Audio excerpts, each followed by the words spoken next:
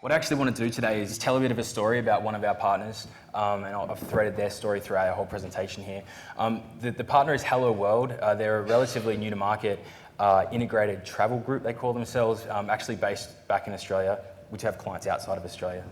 You can tell with the accent, we started in Australia, but we are based here in the States now. So these guys did something pretty innovative. They were a new brand, as I said, but they did some research and they realized that 1 in 3 Australians had heard of them and they were familiar with what they did. So their big challenge was, how do we actually turn lookers and people who are familiar with our brand into actual bookers?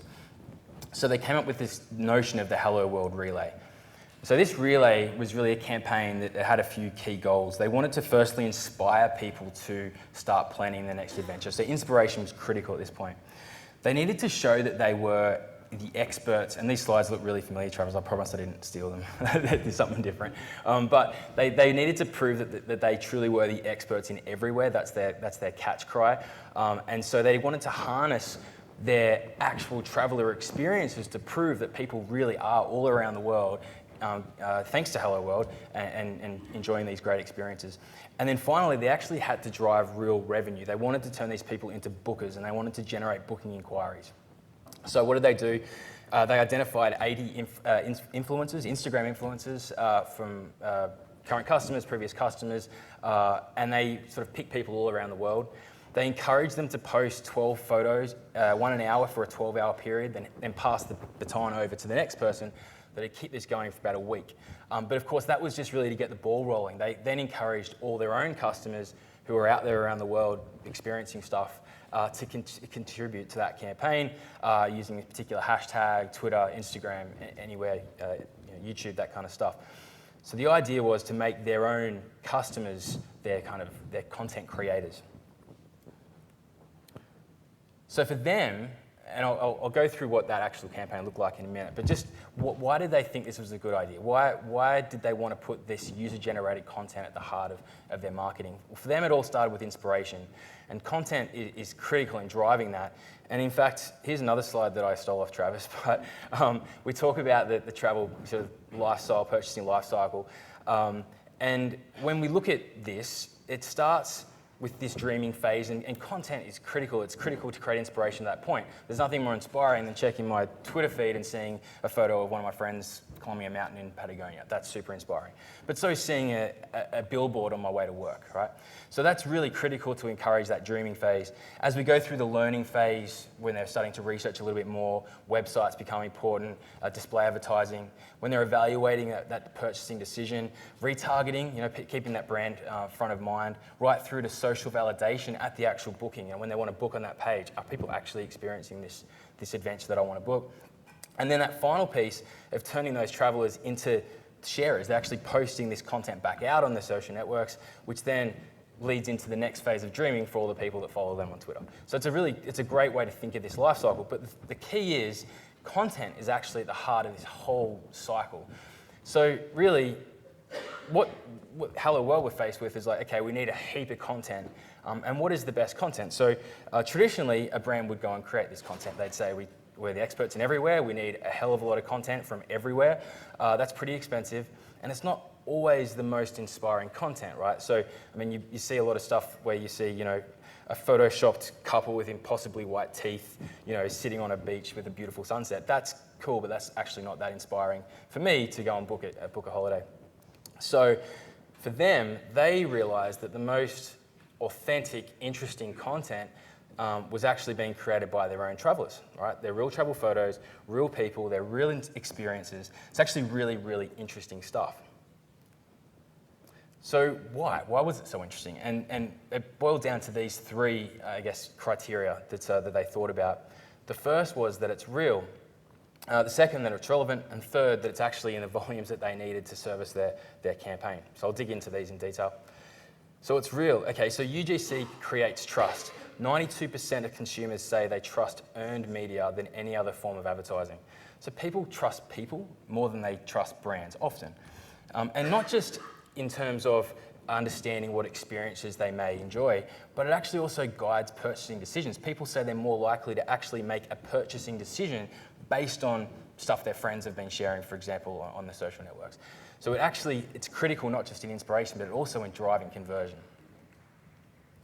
And it's powerful because it's relevant.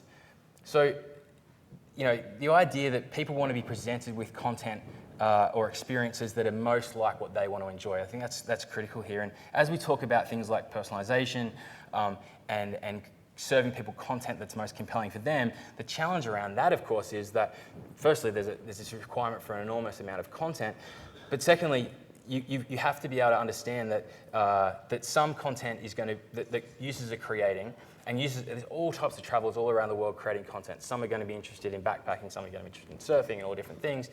And if you can match content from like-minded people, that's actually really, really powerful stuff.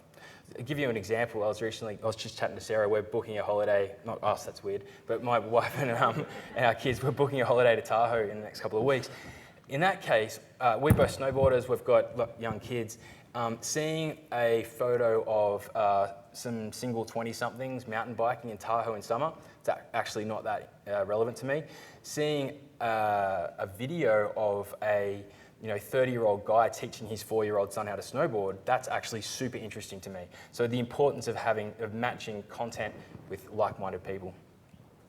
Now that's actually really hard because you need a crazy amount of content to do that, particularly in the case of Hello World. These guys have got people going all around the world.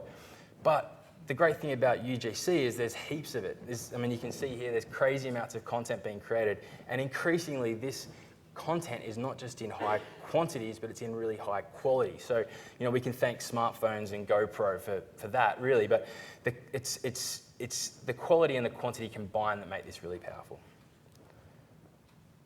And we talk about mobile because that's sort of why we're here. And interestingly, and these sort of first two stats paint the picture for me, 76% of users, social media users, post photos to the networks while traveling. And in fact, 85% of travelers are using their mobile devices while traveling. It actually surprised me that wasn't higher, to be honest. But so when we talk about a mobile-first strategy, for me, this is actually the mobile-first strategy because it starts with those travelers using their phones and sharing those experiences. And that's what gets that flywheel effect happening on that inspiration cycle that we showed earlier. So just going back to this Hello World example, I'm going to give you some slides that sort of talk you through what they did with this content. So it started with online. This is sort of web up to mobile up to web. They created an interactive inspiration map. So you could actually see the whole globe. You can see little heat maps of where content was coming in, like bigger circles represented a higher volume of content. And you could drill right down and click on individual parts of the world and find out what travelers were posting about there and then. And this is real time, the content's coming through each day. You could actually even click on individual pieces of content and see on a map physically exactly where that photo was shared. You could then even click and add that location to an itinerary as part of the Hello World offering. So it was very integrated and a great way to get people planning their trip through inspiration from other travelers. But it didn't stop there. They then integrated this really at every touch point. They used digital signage all around the country. They created a just-in-time TV commercial. I'd never heard of what that was, but basically they had an ad pre-built, and days before it was going to air in prime time, they actually didn't have any content for it, which must have been pretty scary, but they knew that they would find some nuggets amongst this content coming in that they could use, and they populated this ad, went out to primetime TV. And then really across every other touch point. So they repurposed a lot of this content, of course rights managed, but they repurposed this throughout their own social channels. They integrated this into email campaigns. If I was creating an itinerary for a holiday to Malaysia, the email going to me would be of UGC being created from people in Malaysia right now.